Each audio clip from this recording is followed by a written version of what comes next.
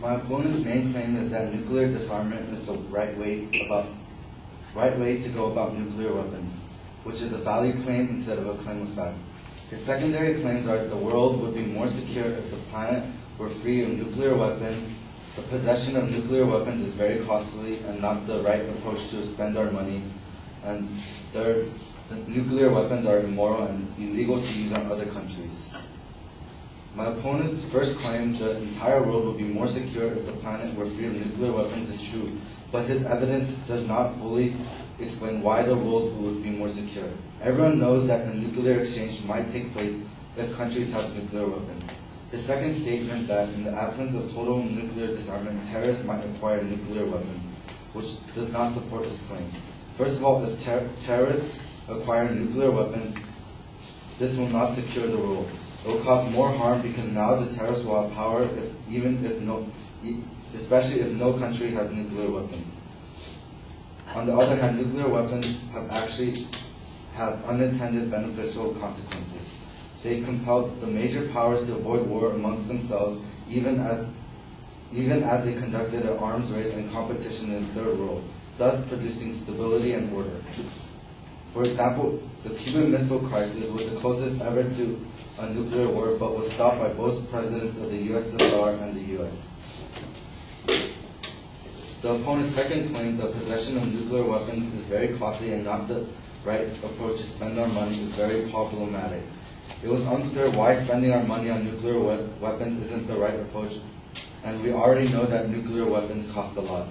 He should have explained more on what the money from the nuclear weapons could have been used on. His evidence only explains how much we spend on nuclear weapons. For example, he said the U.S. spends $52.4 billion on nuclear weapons and programs, but does not explain how that money could go to something else if nuclear weapons were disarmed. His reasoning on his claim, instead we should be spending our money on how to eliminate and prevent nuclear attacks, doesn't make sense. If nuclear disarmament is there is no need to prevent or eliminate attacks because there will be no nuclear weapons to attack with. In response to the claim 3, my opponent said that nuclear weapons are immoral and illegal to use on other countries. He had the most evidence and in support to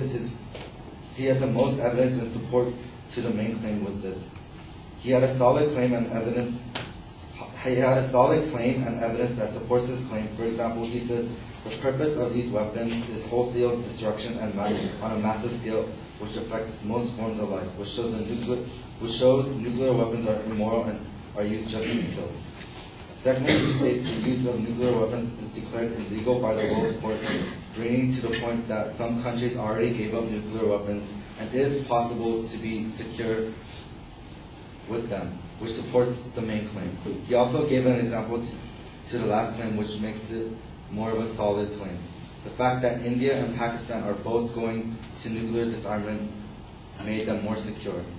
Which brings me to my conclusion. My opponent's main claim is very problematic and is a valid claim. He needed more explaining and evidence proving that his main claim is true.